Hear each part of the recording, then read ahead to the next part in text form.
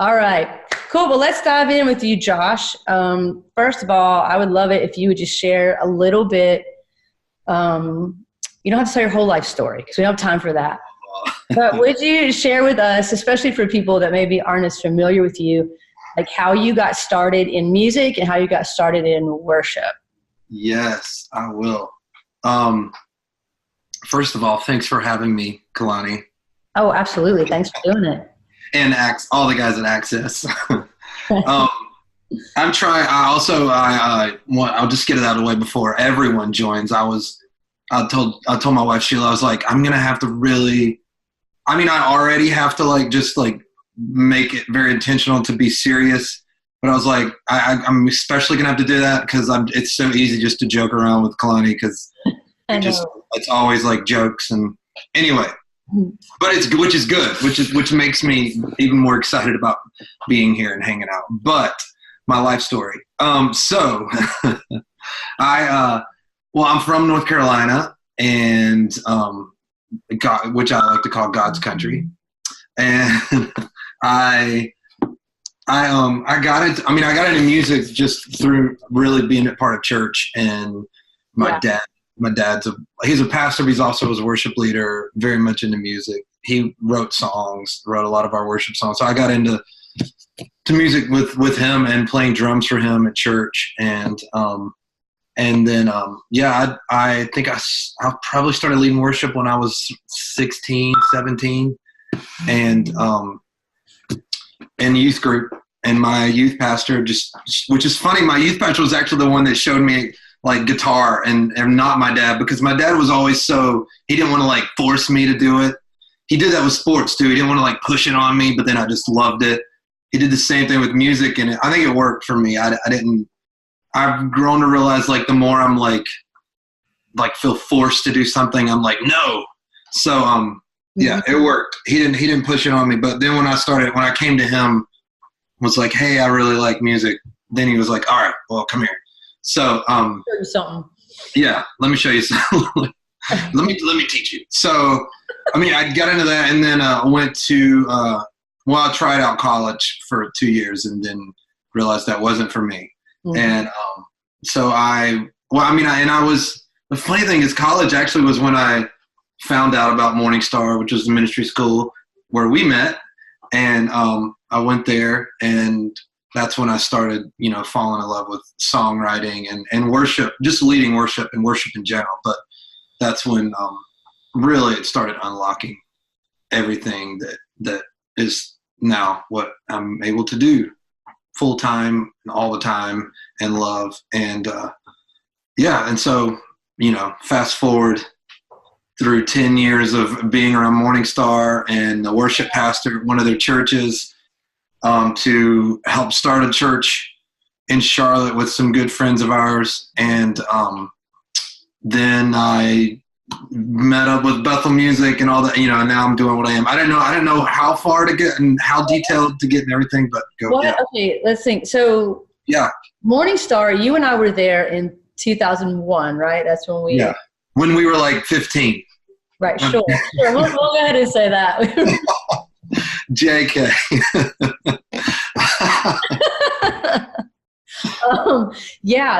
It's kind of crazy to think. Do you remember our first day of school was 9/11, September 11th, 2001. Yeah, and I'll never forget it.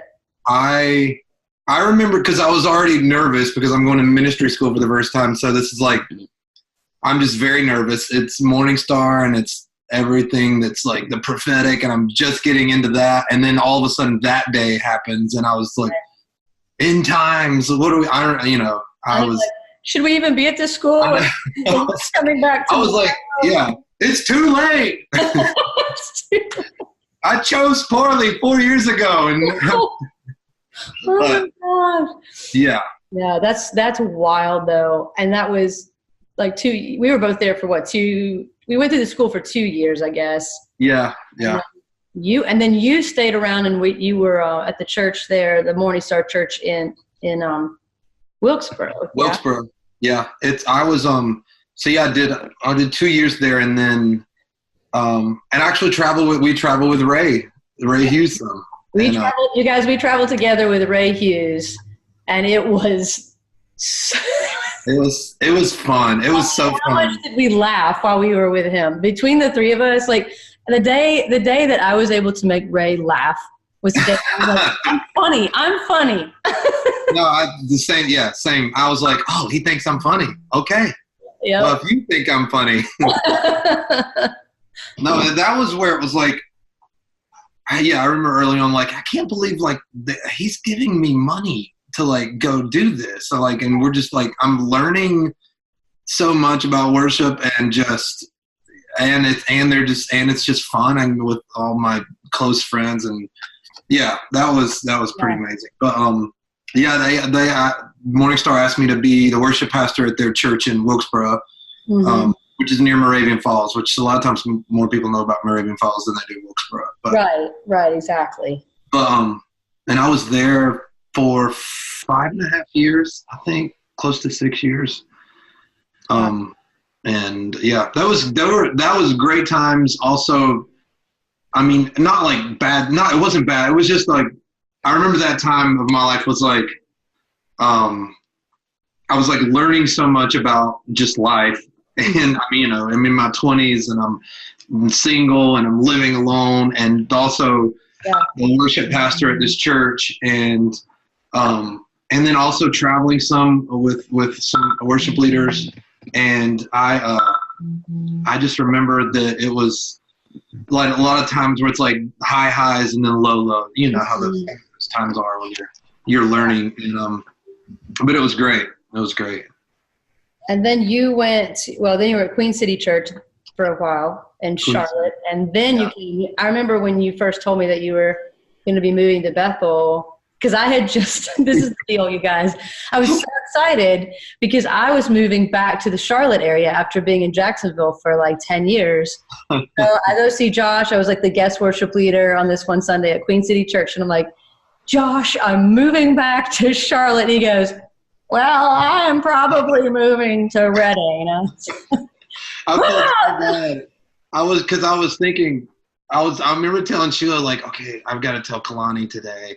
And then, like, you caught me before I caught you. And I was like, I was so shocked because I was like, really? What? And then, like, oh, gosh, I'm leaving.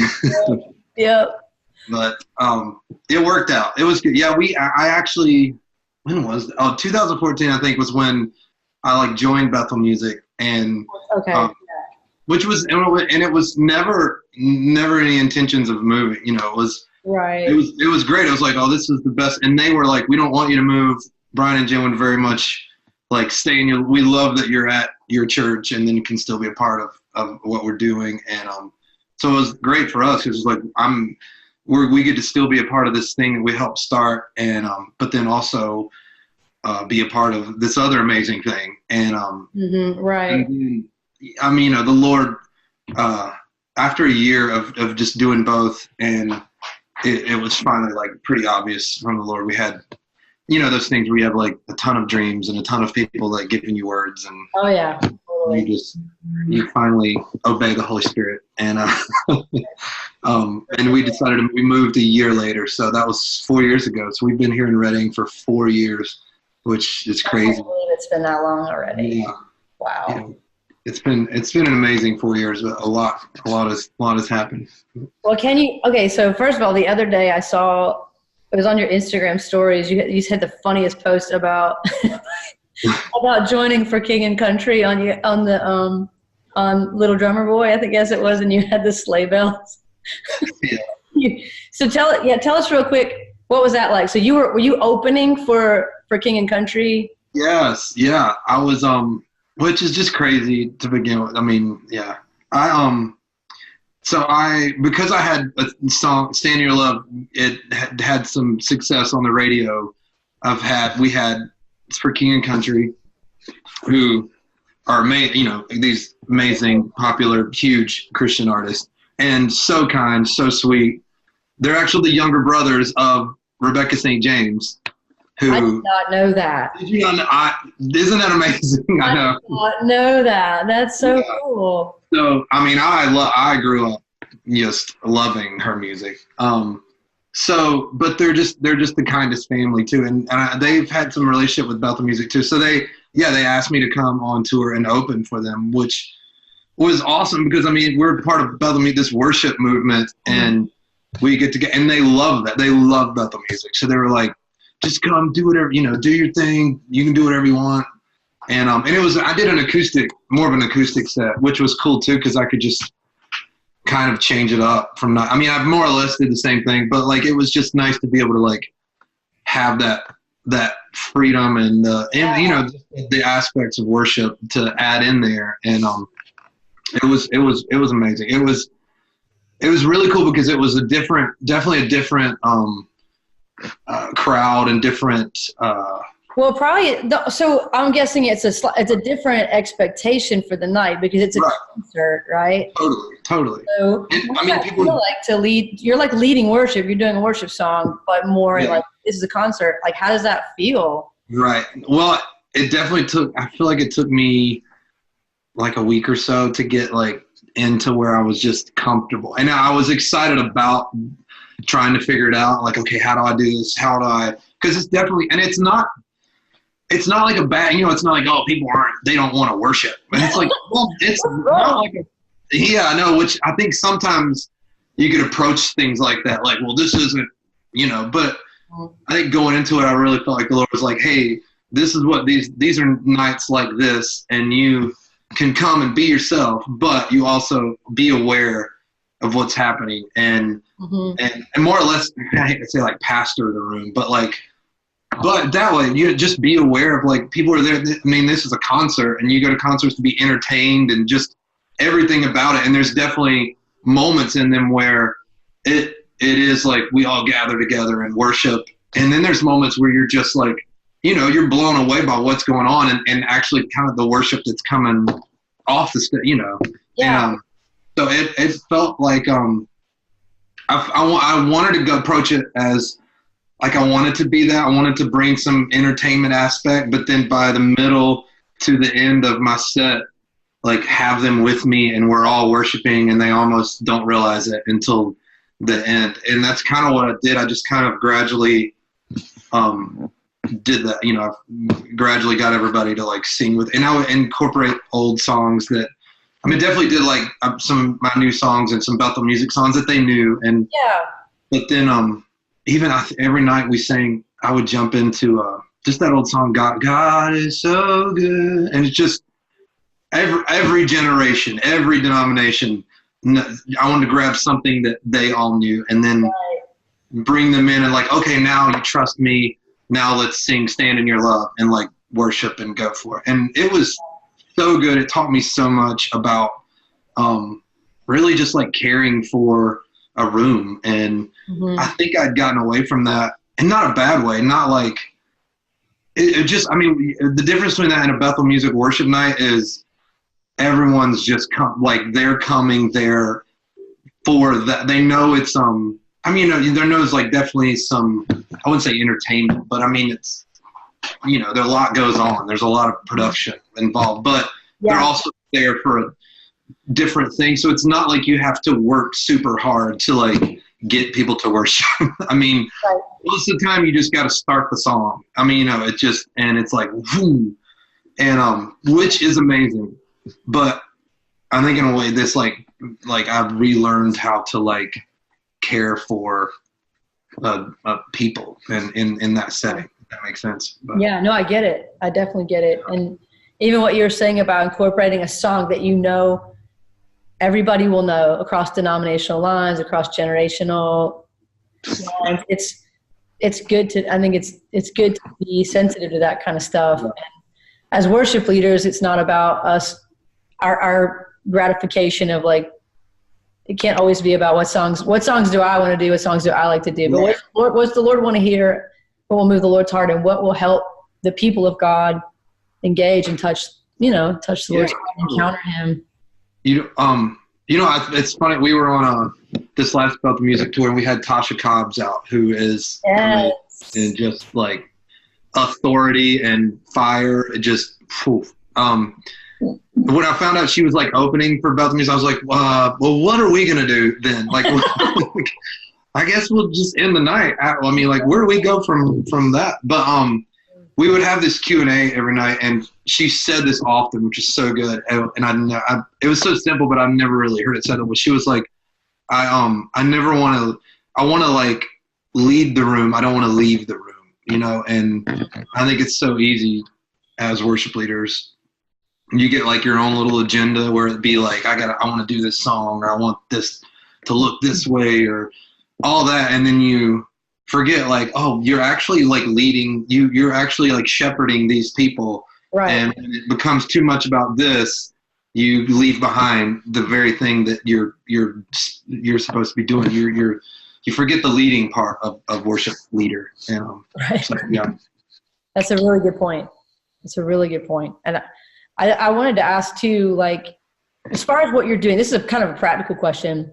Yeah. But with you being out there at Reading and being on the Bethel label, what kind of things do you get to do there? Are you like, do you lead worship at the church regularly? Do you have a touring schedule? How do you navigate your schedule and responsibilities, I guess, is the question. Yeah, that's a great question. I get asked that a lot, actually. Like, what do you all actually do out there? Right. No, but I want to know. Yeah, no, and I'd love to share it with you. Stay tuned tomorrow for our. No, I'm just kidding. This is where we segue to a commercial, right? Do you have commercials? No, I'm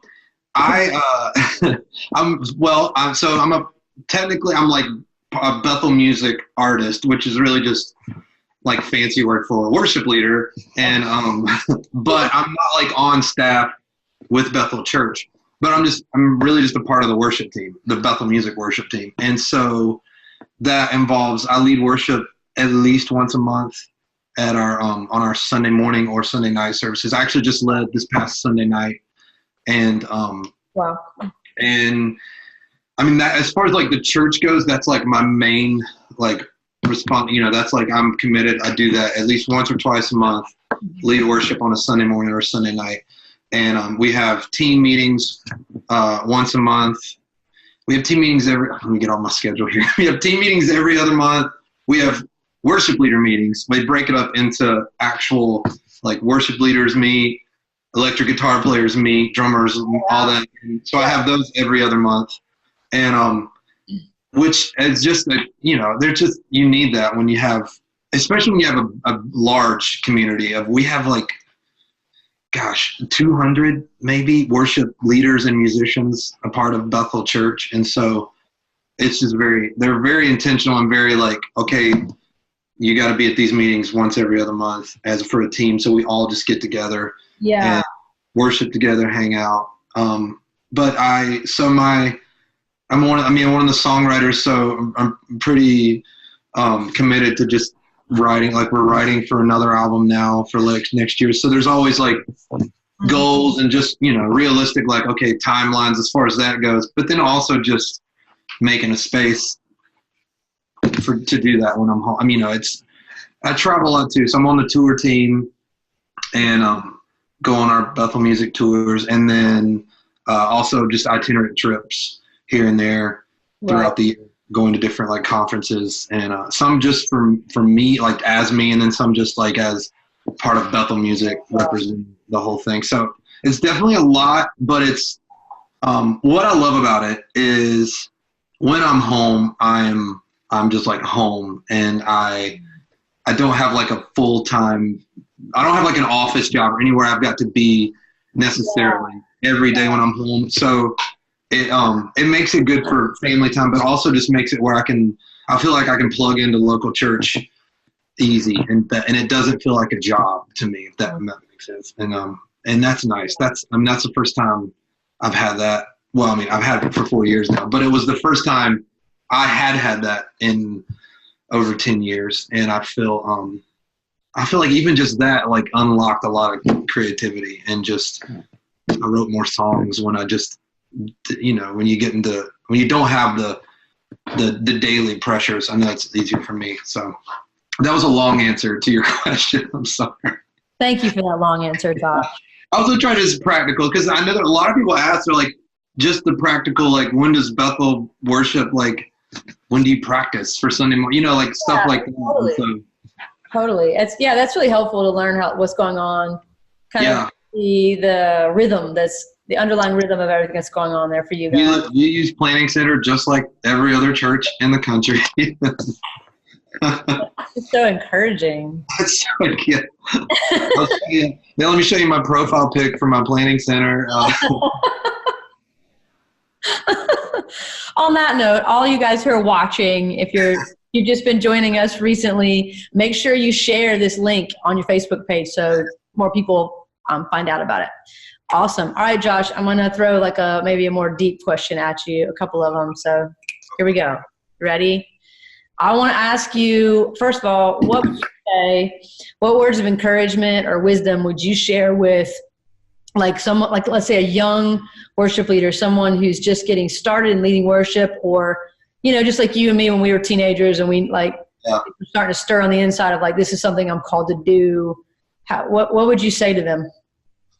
Wow. That's good. That's a good question. And I feel like I get it often, and I feel like my answer somewhat changes from time. I mean, I think of a new thing like, now I would say to them like, before, but I go back and I think about like when I was that age, and I think lots changed too since we were teenagers. That is true. It's true. Like, not to divulge how old we are, but a lot has changed. I think when I was growing up, when I was in those early years of just falling in love with worship and falling in love with leading worship, I feel like one of the things that helped me the most, it was just that I kind of said yes to everything. I said, like, if it involved like worship, whether it be playing drums or leading worship or being a part, I was like, yes, let's do it. I'm in, let's go. I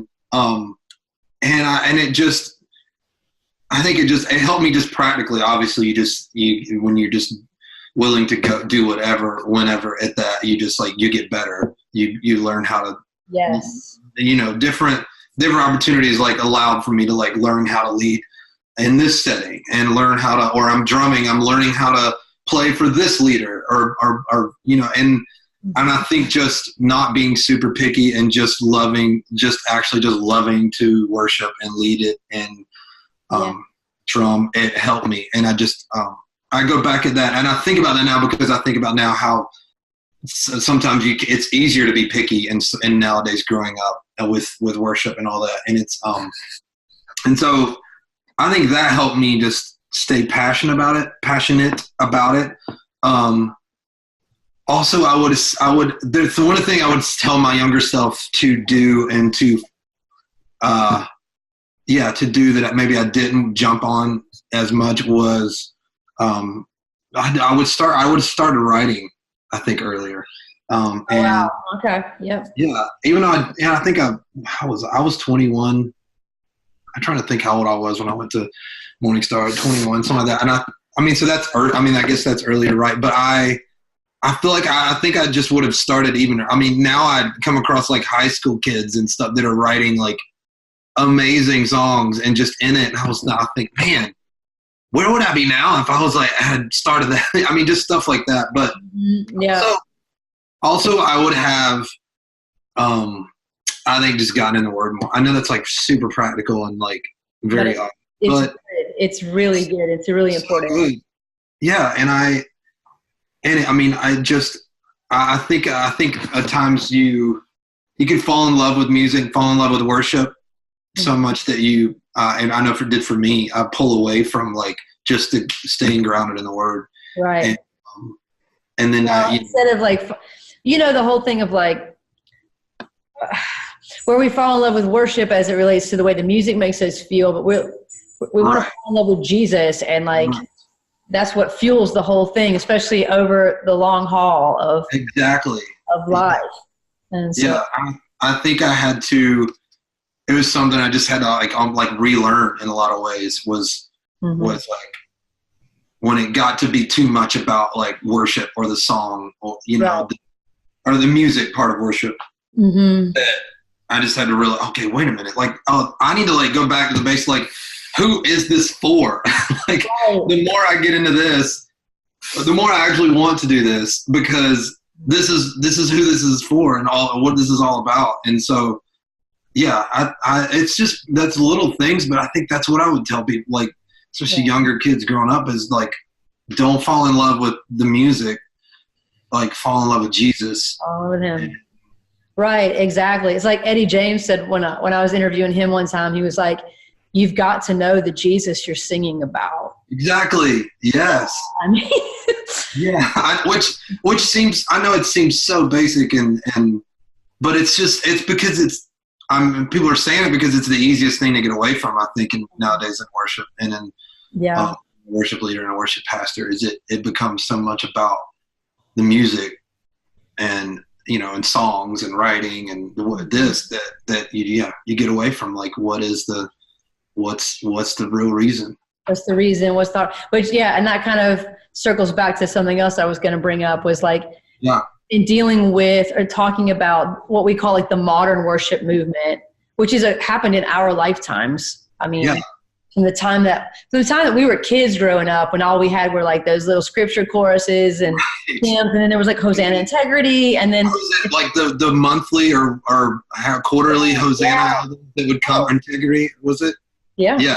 So the vineyard live, you know, wherever that all happened in the 90s. Like Brownsville Revival made that come to the East Coast, and then we were all doing those songs, and then the next thing you know, we've got Hillsong, we've got Matt Redman came on the scene, Delirious, all those guys, and just kept growing and growing and growing and growing and growing. And now there's like so many streams out there of great worship, so many awesome songs I can't even keep up with. Right. You know, all the music. And so that being said, I would ask you two-parter, like you can focus on either one of these more, I don't care, but what encourages you about the modern worship movement, and what would you say, or in what areas do you have concerns? Which I think we kind of just hit on that a little bit. Yeah. I think I was thinking about this earlier, because it actually, funny that I was thinking, not just thinking about you because we're talking, but I feel like we had conversations about this back when we were in school and leading together and playing. But I remember then, and I think just growing up in Morningstar and being around Susie and Don Potter and Leonard, and it was they were so like, I mean, you know, we were in school, we couldn't lead worship unless we were singing our own song. I mean, that was how when we were students.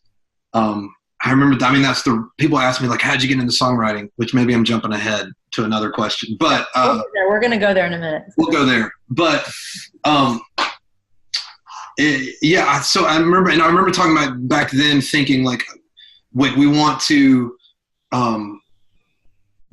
every church to be writing their own songs, and every, you know, worship leaders to know that you don't even have to just sing the main corporate songs everyone's, but dude, there's something inside of you that can be poured. And so I remember, 20 years ago when that was like the dream and the heart, and then now to look at it and it's like, it's here, it's happened. Like almost every church, I mean, you know, that's of decent size or whatever, is like going for like writing their own songs. And it's, I mean, I'll just think about it the other day. I mean, it does mean that like you said, there's a ton of like worship albums and songs out there, and so many that you're like, where but then I think back to years before, and I'm like, wow, that used to be like a dream, like that was like the goal. Like I remember talking about, let's travel and we'll do these worship schools and we'll just teach people how to like write their own songs and flow in the Spirit, and what you're doing now, Kalani, on this. And like, it's like, you know, it's, people are doing it. And, and that's amazing to me when I think about just where it came and where it was like, I remember 20 years ago thinking like, I'm writing our own worship songs and thinking, oh wow, I can just write my own song and then lead it for worship. And that was like mind blowing to me. And now like that's like most pastors are like with their worship team, like, okay, well, are you guys writing? Let's go. And I think too, I'm encouraged because of not just that, but even just like spontaneous worship and getting outside of the song that's been written down and just flowing. Yes. I feel like that's more normal now. That's more of a, and I mean, I don't mean normal in a bad way, but I just feel like it's more, it's been received better. And, exactly. And I mean, it's not like a fringy thing. It's like, right. It's not crazy. I mean, the fact that like I'm like Bethel Music is on the radio, and that we just went out with King and Country, and they're like, just do whatever you want to do. Like they literally didn't care if I would just sang like 2 songs and then just flowed and did whatever for the next 10 to 15 minutes. They're like, great, that's awesome, and that's crazy. That's not like normal. That didn't used to happen. Mm-hmm. And that's I love that. I love that. And that groups and streams of churches that wouldn't have received that like 10, 15 years ago are now like trying to like, okay, how do we do that? How do we incorporate that? And I feel like we get questions like that when we go on events where we have like Q&A time or something. They're asking like, how do we incorporate spontaneous and worship into our church, in our worship team, and how do we go about doing that? And and that's just the fact that that's happening, and it's more of a normal thing, and it's more of a thing that I feel like pastors are wanting to a certain degree. I mean, you have like the hour-long worship service and then maybe the 20-minute set or whatever, but they're still wanting to incorporate it however they can in their time. And I think that's been the cool thing for me in modern worship, to just see that kind of change. The concern, I think we did touch, I did kind of talk about it earlier. I feel like it can be, and I have to like even my own self, when it gets to be so much about the song, and that I feel like that might scare me a little bit or concern me, probably a better word, is that I don't want it to get to be too much about like crafting these songs and where's it going to land in the charts and all this. It's just like, right. It's like, I feel like that's such a like, it's just a fine line of, that's the other side of that we're like, every church is writing their song. Then you have to be careful not that like there's not like agenda behind it that's anything other than just like what is coming out of our local expression towards, and what do we want to write for our community, for our church. And right. Exactly. I mean, the bottom line is keeping the first things first. Right. And because it's so easy, especially, for anybody, because we're all musical, whether we are musicians or not, we have a musical spirit because God is musical. But because of that, and I've heard this said many times about how, like, if we're not careful, we become worship connoisseurs, like where we think we have the right to like judge whether that was anointed or not because it didn't move me, like you didn't sing my favorite song, and so everything is hinging on whether you sing the right songs, what's the atmosphere like, what mood am I in, and all those things that hinder us when we fall in love with Him and our eyes are on Him. There's all that just goes out the window, and that's why when the atmosphere, when His presence is there, it's like you sing whatever, right? Totally. Yes. My favorite times in worship are when we're not even singing a song, when it's just, okay, sing your own song. And there's just voices, there's just sound going out, and we're not actually just all looking at a screen. To me, that's the ultimate. It's like, how can I want to like craft a song that honestly just brings us all together so that we can get to that. So we can do that. I just want to do that. And it gets to be so weird, and I think I've seen it when I've had to like check my heart. Is when I'm not leading worship, but I'm in my service, and you naturally just start going to like judging the song as like a songwriter would, and just the crafting of it, and I'm just like, what am I? This is a song about Jesus. Like, what is there to judge? Like they wrote this beautiful song about the Lord, and we're worshiping. Like, stop. And yeah. And that would be the other end of the modern worship, like songwriting, era that we're in. But I know what you mean. Yeah. And speaking of, so when like the modern approach, it seems like these days to songwriting, or something that I've noticed has become very popular, is not just co-writing like two people, because that's kind of standard. Like the standard sort of Nashville way, you had your lyricist and your musician, and that was a co-write. But nowadays, when I look at a chart from like Bethel or Elevation or whatever, it's like there's like a I would love to know, I think other people would too, a couple of things. Like, let's talk about the songwriting process as it relates to the Bethel community. Do you guys set up sessions and y'all just kind of share ideas and then start? Like, what do you do? How does everybody's names get on that piece of paper? Yeah. Well, we all, there's no requirement. There's no, like, it doesn't have to have a lot of names on it for, just to go ahead and let everyone know that. And it can't, there's songs that we do that have just my name on them. They're not quite as good, but no, I'm just kidding. But and there's no, it's different for everyone out here as far as like, how do they start? How does a song get crafted and start with? And everyone kind of has their favorites to be with. So, I mean, a lot of times if you're like really like a nerd about it, and you just look at all the co-writers and all the songs, you can probably find like, oh, these guys are always together. Right. And these guys are, we all have our favorites in some ways. And then Bobby Strand. Me and Bobby are on a lot of songs together. Yeah. Yeah. And a lot of that is, so before I came out here, and I'll just talk from my experience, because I don't know. I don't know everyone's. I know a lot. I know a lot about Brian. I hear Brian talk about this a lot. But so before I came out here, I really just only ever wrote songs by myself. And I think I started to find, I didn't write that. I was only really write when I felt like inspired, or when I had like this spontaneous moment in worship, and I was like, oh, I got to take that, and but it was like when I felt like doing it, or when I felt like something on it. And I think it wasn't until I moved out here that I realized like the actual like discipline part of it, and that it's like I'm actually just, and this was just for me, I had to kind of just treat it like it was my job. Like, okay, this is my job. I am called to be a songwriter.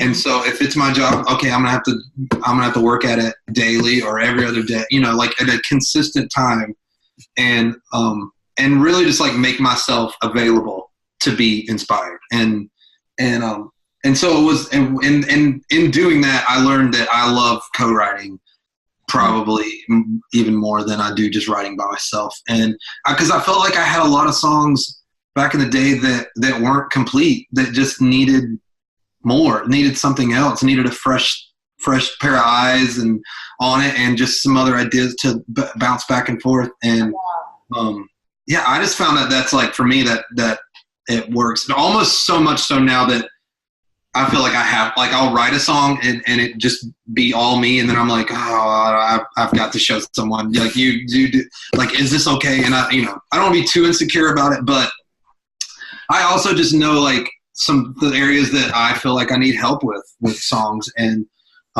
with Bobby and I got to know each other out here when we moved, and we just became good friends. And he's also just a great songwriter and good. His thing is like, he's really good at lyrics, and he's really good at starting, like, having an idea for a song.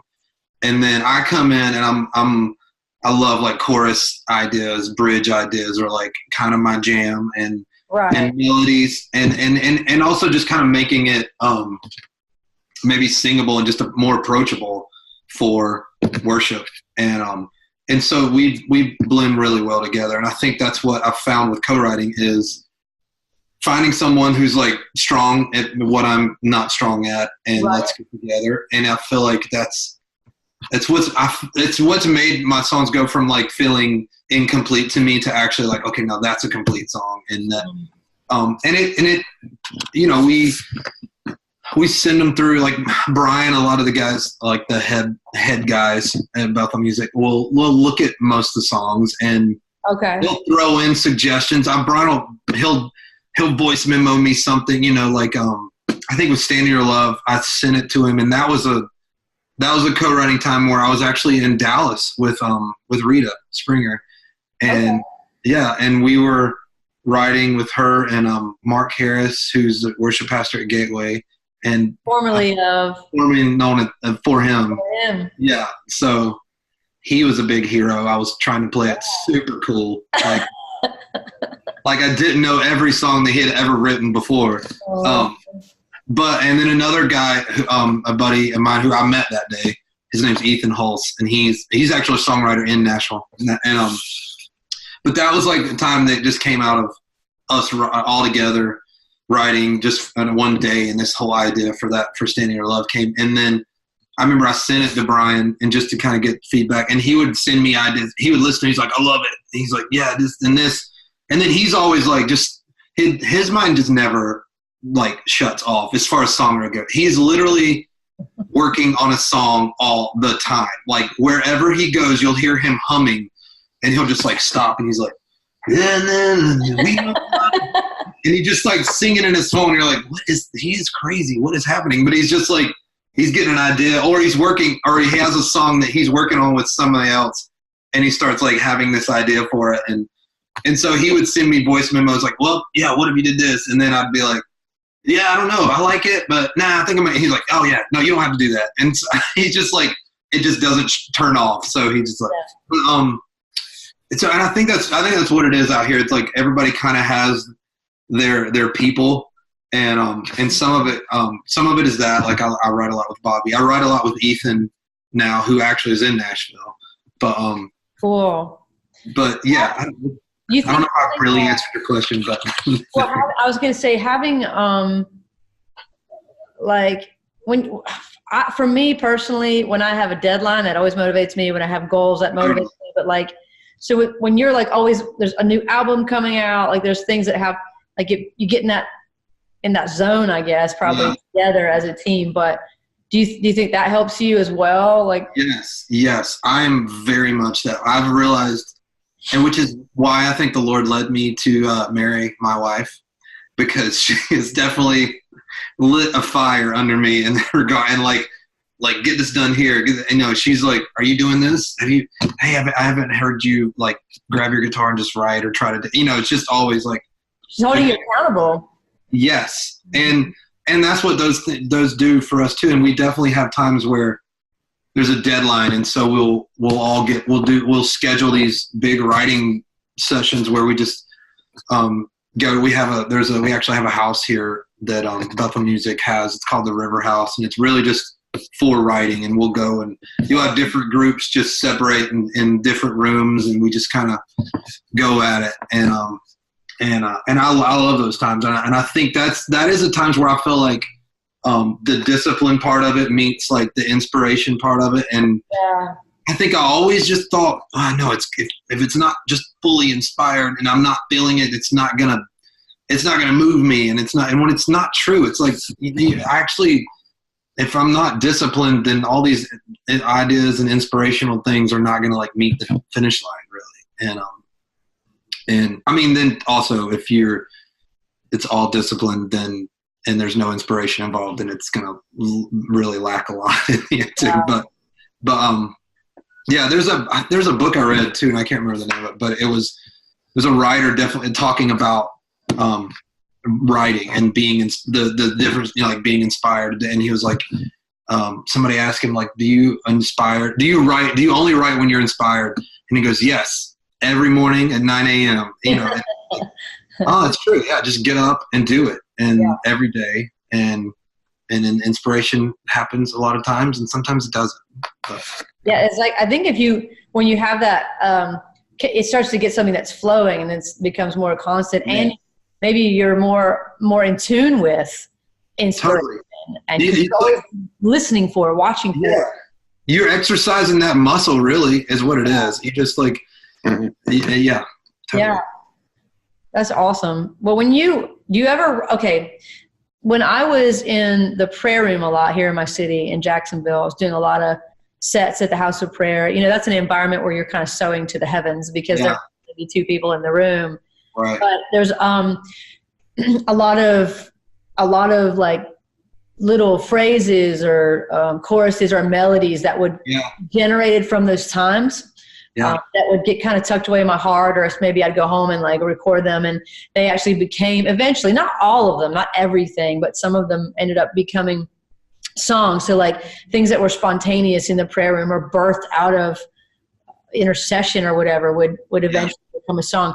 Do you feel like, do you do much, I'll say it this way, do you do much spontaneous worship, like outside of trying to write a song? Does that ever happen for you where you're like, just cultivating maybe a spontaneous thing that leads you somewhere? Well, you know what? It's funny because I was even thinking about this the other day. I feel like lately, like in the last year or so, I've had to be more intentional about finding those times where I could just be more spontaneous.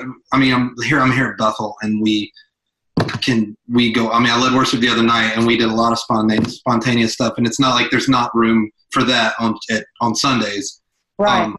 But there's also, we're usually co-leading. You have, there's at least 2 of us, sometimes 3 of us leading up there. And then on a tour or something, it's a little different, and there's definitely makes a place for that, but there's like 5 of you up there, and you kind of like keyed in on who is more like that's their lane in some ways. And so I've just realized, like, over the last few years, I haven't had as much, as far as like just in a big worship setting, like a space for that as much. But the great thing is we've actually just started back up. One of the guys here, Hunter Thompson, he just started back up our worship rooms here at Bethel.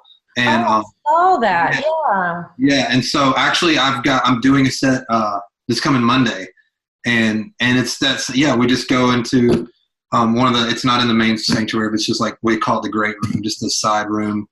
And and there's like maybe 2 people out there, but it's basically, we're just worshiping. And those moments, I was like, yes, when we did that, I was like, I signed up. I'm like, I'm doing this.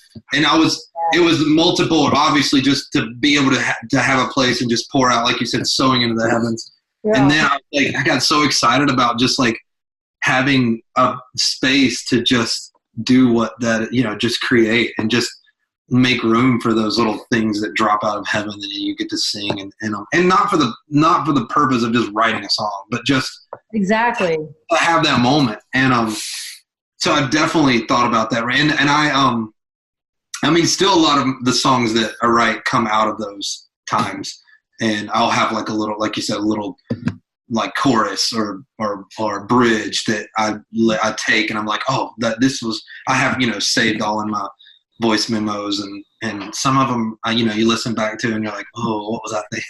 Like, okay, that was just for that day. I remember, I remember that worked well that day, and we'll just delete that. That won't be a song for you. Yeah, we'll leave that to the angels in heaven. Yeah, right. I feel like I've tried to be more intentional about finding those moments to do that. Yeah. I know there's a lot of people. I was just down, Nicole and I were down in Miami a week ago at the IHOP there doing some teaching and stuff. And we were talking about spontaneous worship. I teach that a lot, like flowing in prophetic worship, because so many people, individuals, worship teams, different places, they want to know how to like engage in that place, to learn how to start doing it. And it's such a funny thing to say, well, you have to practice. Like, right. Practice being spontaneous. It seems like, wait, what? But like just developing a vocabulary, like knowing how to set yourself up or set your team up to be able to go someplace spontaneously. Yeah. So how did you, or maybe what would you tell someone like who says, hey, this whole prophetic worship thing is awesome, and I want to know like our team wants to start doing this, but what do we do? How do we do it? You know what I mean? Yeah. No, that's so true. And that makes me think of something else, you know, I feel like when I was doing this even more, like as far as like working with a team at a small church, we were doing it was so true. You just have to practice. I mean, obviously it helps to have leadership that are like all for it, or at least to like make a place for it in your actual worship service. And it doesn't have to be long. And I think that's the thing that people, when they see like Bethel, they just think like, how do we go from where our church is right now, like maybe we have 20 minutes to like, we just want to be able to do it. We just want to do whatever. Like you guys can, like, well, we can't do whatever. But I do realize like we have, and at Morningstar it was very free too, where we grew up. And but I think too, it doesn't have to be this long thing, and it doesn't have to be, and you know, if you have 2 to 5 minutes or whatever to just kind of flow at the end of a song, and that's like right now where your church is, to just like even practice in those moments. Like, okay, what can we do at the end of this chorus? At the end of this song, let's just. I remember I would practice, get together with our band, and when I was in Wilkesboro, North Carolina, and we would just get together on Thursday nights and actually just run through songs or run through an idea, and just, okay, let's keep playing this chord progression and let's just see what happens, and just flow, and you just practice it, and then that Sunday you just do it again, and it just really does it. It really exercises that muscle of actually like hearing things from heaven, hearing things outside of what's written down. And that, like I said, it doesn't have to be this long, long thing. It doesn't have to go into a 15-minute like song, but it can just as you do that, I think it builds up trust with your people, with the congregation. I think people, I remember back in the day, growing up, when we grew up with like spontaneous stuff at Morningstar, everything, I would think like, oh, I'm just going to start the whole service out with just this spontaneous thing. And, I would feel, I remember my pastor at Wilkesboro, Brad, he would be like, hey, you're just kind of leaving everybody behind. Like, we don't know what you're doing. Like, you're just going off into like wherever. He's like, how about just do a song that we all know and like, let's sing together and then see if you hear something. And it was so practical, but I was like, oh yeah, like I should make sure we're all together here. And like, and that's, that can be the important thing about doing a song. Like I said earlier about being on the tour. It's like, just do the most basic song that that everyone there knows. Sometimes it just comes down to that. And then, okay, we're all together. We're all singing this. You trust me as a leader. Okay, now I'm gonna go over here and let's just like sing this spontaneous thing maybe, and like which you are amazing at too, is just grabbing onto like these phrases and keep repeating it, and just something simple that people can grab on. And yeah, I think it just comes from just practicing, and also build it off of something that is known or that they are comfortable with, and then let's go here. Right. That's really good, Josh. I think that's good instruction, good advice for somebody. Like, the practical part is stay on a chord progression, keep repeating the chord progression or a section of a song, and then see where it goes from there. And like you said, you're building trust. Well, first you're building trust with each other as a team, that like, okay, we're safe. It's going to be fine. It's not going to be like a mega train wreck if we like.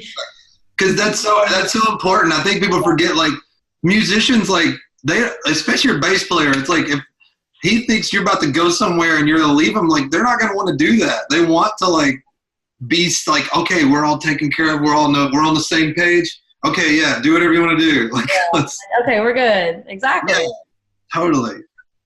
And then I think I used to do similar things with my team, with my worship team. Like, okay, we're going to get together and we'll start with this song, and then we're not going to end the song. We're just going to keep these chords, and let's just wait and see what happens. And let's see if we get anything, or let's practice singing a scripture verse or something. So you're just practicing, like, hearing different melodies and different words over those chords. Yeah. And it develop, like you said, it's exercising and developing new muscles so that when moments like that open up on a Sunday morning or during a worship set, and here comes that window's coming by, there's the window. We could jump through it if we wanted to. Are we going to jump through it? You know, like totally. a friend of mine explained it that way. I was like, that's a cool way of thinking about it. Like these windows, these prophetic windows that open up, and you have a decision to make if are we going to go through it? Yeah. So when that opens up, your team's ready. Like, we've been practicing for this moment. Now we can be confident and release with some authority, you know, and impressed with the people. So that's really good. It's 8:00, Josh. What? Well, it's 5 for you. Like, it's 5. Yeah. I was that hour, like, still daytime out here. Yeah. No, I don't want to be done. Well, I mean, you know, we don't have to like end right this second. I'm just saying. It's 8:00. Okay. Bye. You know what else? Hey, I'll say something else too. I thought about this when you were talking about the spontaneous thing. Not to harp on it too long, but it is such a muscle memory thing for me too. And I realized too, even coming out here, well, I thought about just our days when we were at school in Morningstar, and it was like, and that was like the thing. It was like how I want to, like, I'm leading this song, but I can't wait to get to where we can just like flow. And we led worship a lot together, you and I, and I felt like we had that. We were just like piggyback on it. You know, it's like I like kind of knew, like, you were doing a song. I knew there was gonna be some point in that song or at the end of that song where you were like okay with me if I got something. All right, let's go for it. And then you always had the green light to do that. And then I think especially I think coming here, we're leading a lot together, and then you just kind of get in these teams where you're like, I know my role and somewhat is like I'm very stable, and like being a worship leader, and I don't mean like stable like other people aren't stable. I just I'm not surrounded by unstable people, or I promise. But I mean, like, I'm very comforting in the way that I lead, and so I feel like it, not just the people, but also like leaders with me feel very comfortable to just step out and just go. And a lot of the girls that lead, the ladies that lead here, they it's just good. We have a good mix of like I can just stay in my lane here and maybe do more of like the corporate, and then it kind of gives them a place to just go off into whatever. And I know for me, which is amazing, and I love that because I don't necessarily feel the pressure of like, I feel like I can like fall into like who I'm naturally in leading worship. But also I remember I talked about this with Sheila not long ago. She was like, I used to just always flow in the spirit all the time. And like you would do like a lot of the what's going on, like what a lot of the girls do now, and you kind of like create a little space for them to do whatever. But like you used to just kind of jump off, and I was like, I didn't.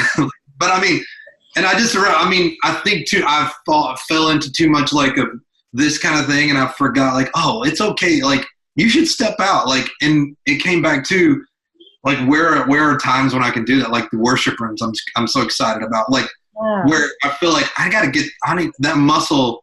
I've lost some strength in that muscle again. And anyway, I was talking about it then, and then now it's like, it's got me excited about stepping back into that more. Yeah. And, so I don't know. I just wanted to say that. I just need to share that so that it's here now, and it's going to be on the internet forever. And now I'm stuck to, I have to do it. And you're drinking out of your coffee with no. It doesn't even look like it's real. I don't know how to make it look real. Well, you're just holding it so like I feel like you're not being careful, and so everyone knows there's nothing in that. Look at me. I'm so gentle and just carrying. There's definitely something in yours. I'm so stable over here with my.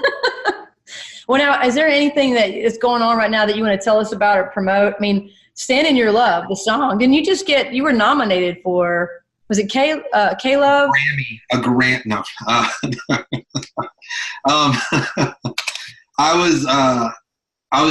It's nominated for the K-Love Fan Award. That's awesome.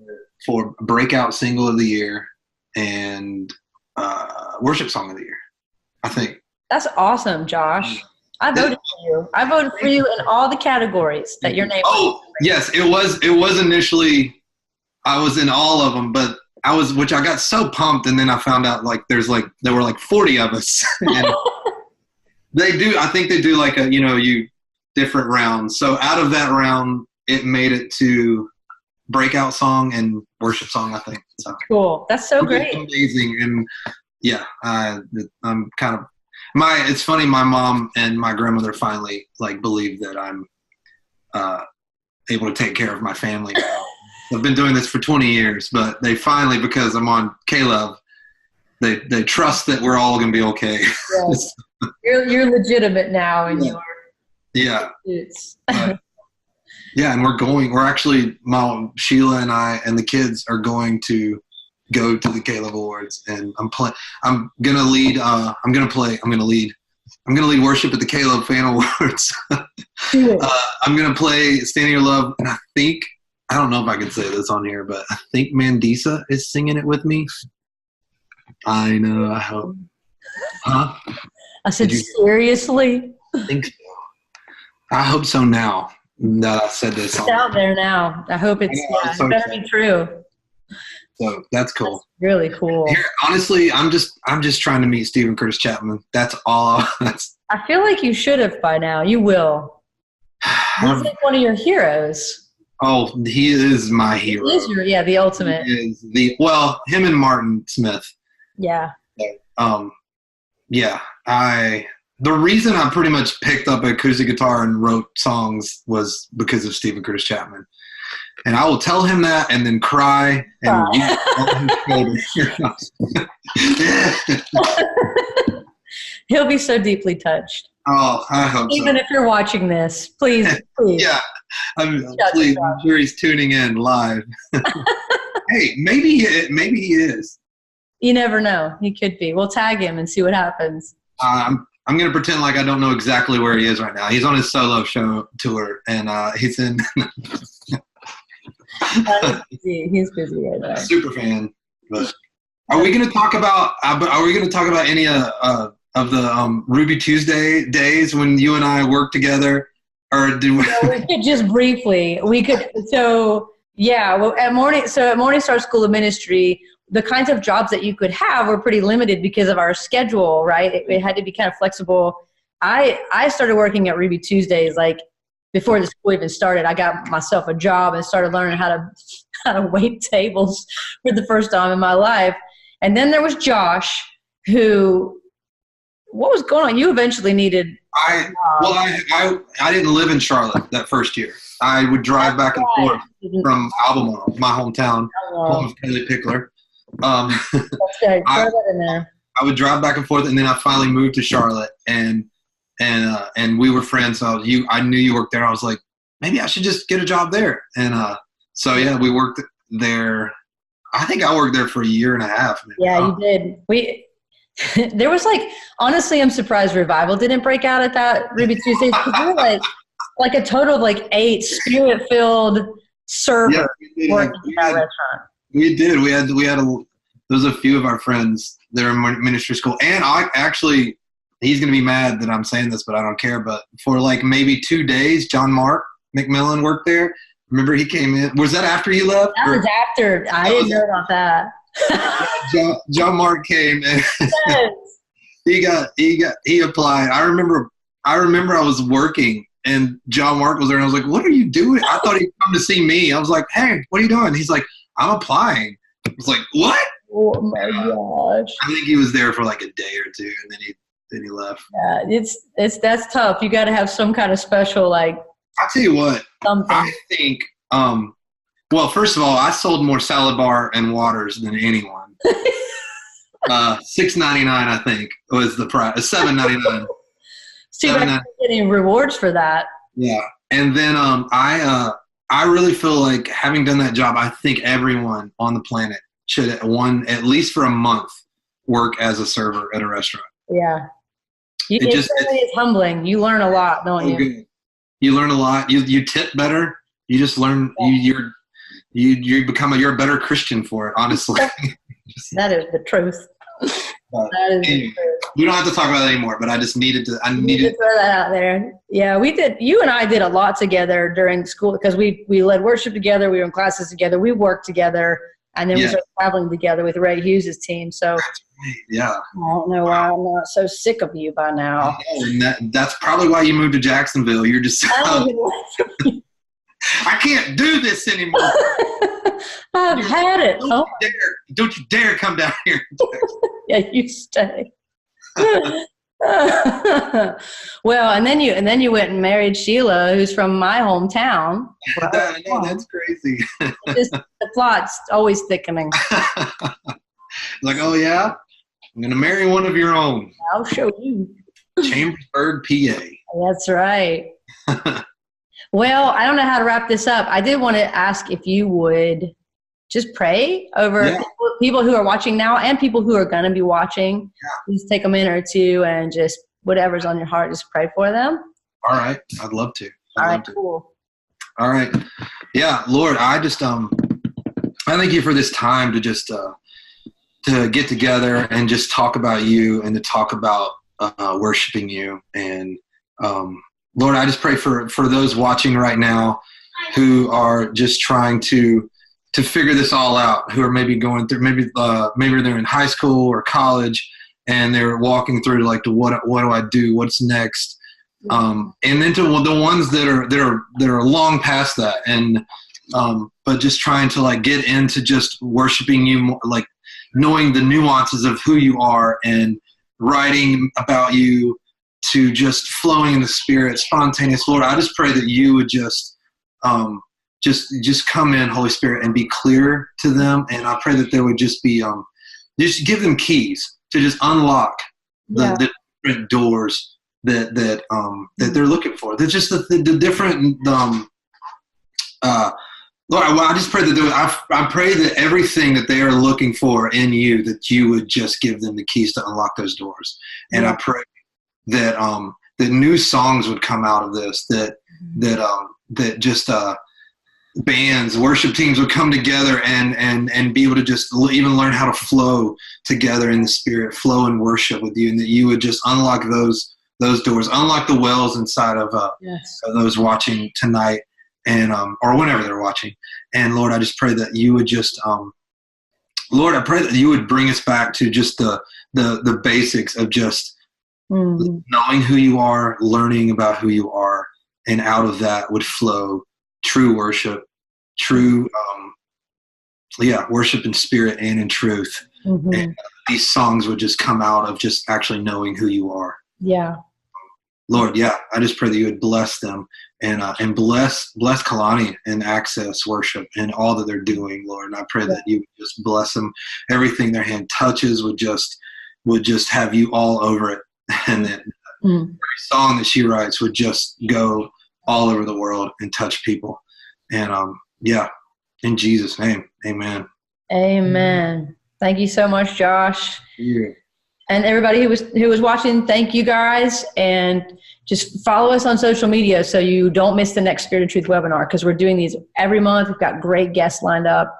It's so much fun. So good. Oh, you can't. I was about to ask who your next guest was, but I never reveal that until later. I can't wait. So good. All right. Well, tell Sheila and the kids I said hello. You guys have a good evening.